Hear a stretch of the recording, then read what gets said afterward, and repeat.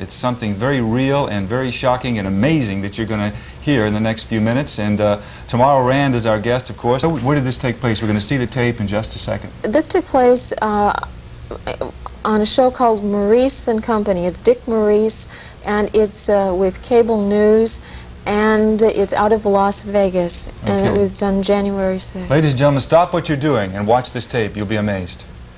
What about the zero factor? And what about the new President of the United States, President Reagan? Do you see any problems with any kind of threats on his life because of the zero factor?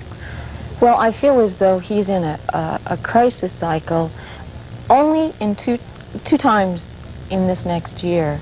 That I feel at the end of March, perhaps the last week of March, and the first few days of April, that too is a crisis time. Well, I feel the chest area, which might imply a stroke. It might imply some sort of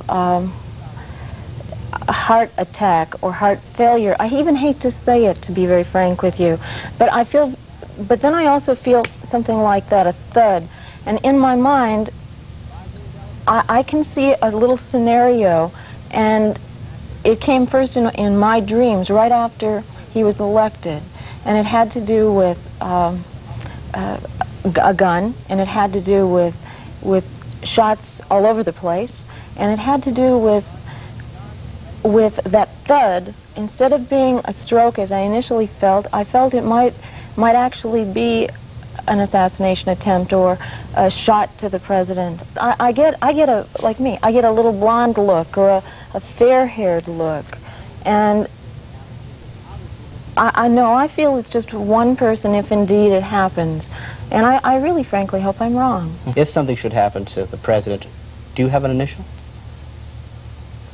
Well, the only thing that I could even attach to it is the name Humley, and maybe Jack or something like that. This is a statement from KTNV television. I believe that is where you taped this interview, is that correct?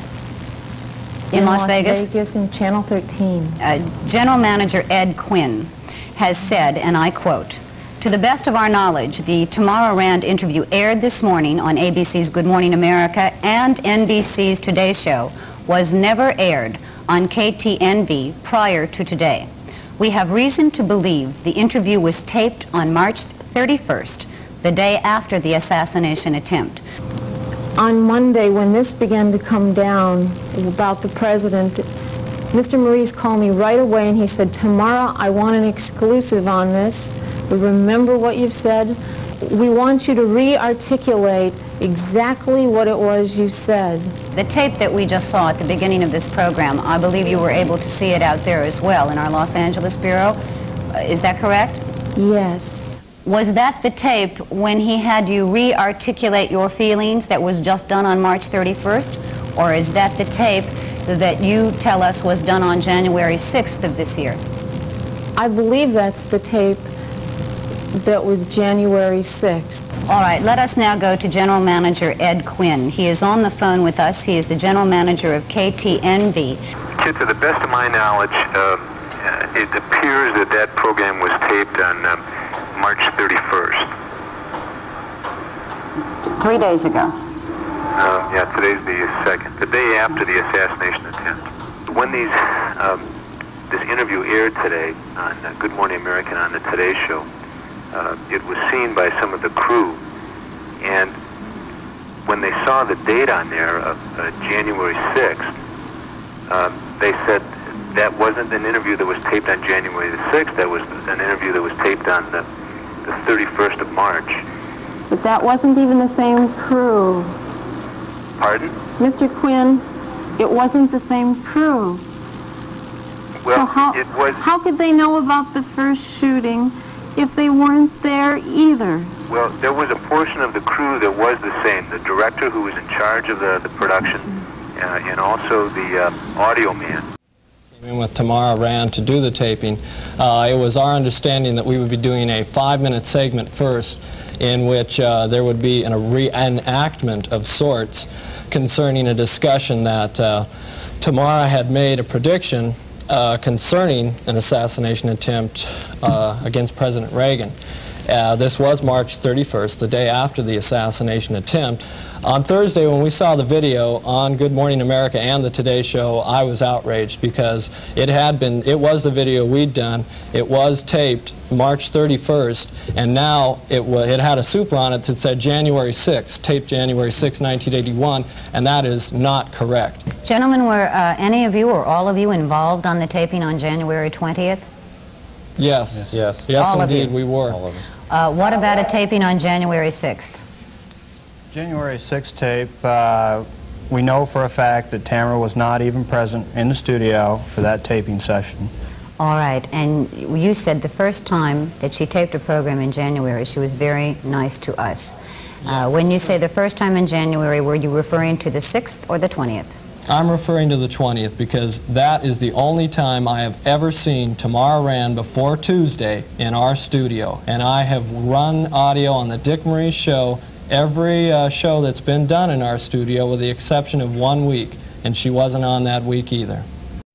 Live this morning with us in our studios in Burbank this morning, and I can't decide whether I want to begin with why or how in the world you thought you were going to get away with it, Mr. Maurice. Well, how did good you morning. think you'd get away with it? I don't think I'd never really thought about it. It all happened so quickly.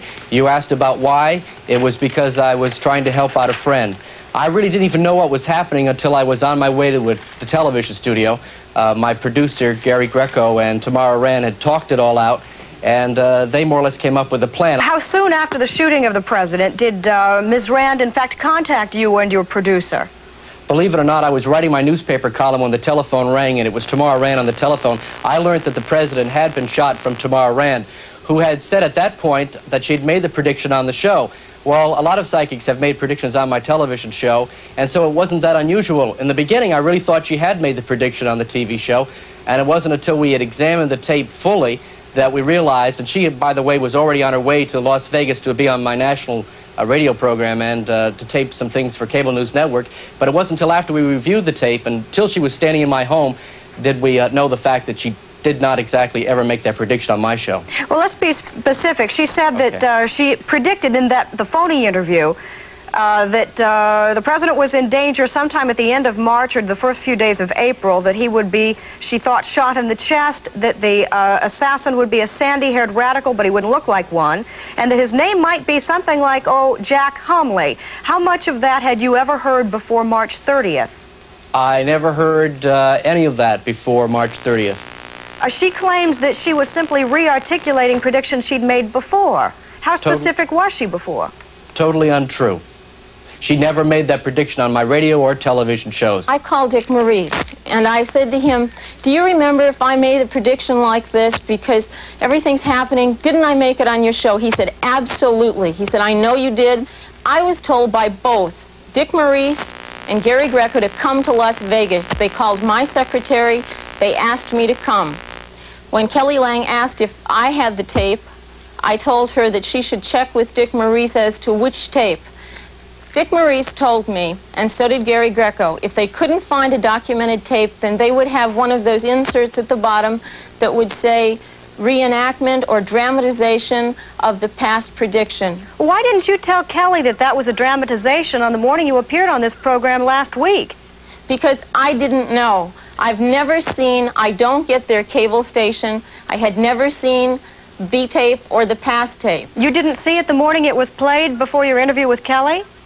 I didn't see it the morning it was played before my interview with Kelly. She telephoned me. I was the first I learned of it when she telephoned. She said, I made the prediction on your show.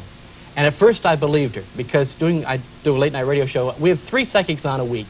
So they come a dime a dozen all the time. The public seems to want them. So I actually believed in the beginning that she had made the prediction on the show. I looked at the entire tape. My producer looked at the tape. There was no prediction. No prediction. If anything, she's saying nothing's going to happen to Reagan.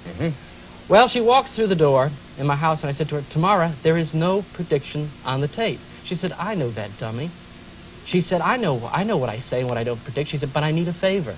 Right before the radio show, I'm up showering. The producer walks in and says to me, we're going to phony a tape. We go into the fake broadcast. I give her the tape. She runs back to L.A., makes dubs of the tapes, hands them out to Cotton Candy, to every network. Everybody has the tapes. They run. The next thing you know, it just keeps like a psychic Watergate. You keep getting deeper and deeper. I keep defending her. I keep saying the tape's legitimate. Finally, break Saturday. I'm throwing up all during this. I'm having bad ulcer attacks. I can't go on with it anymore.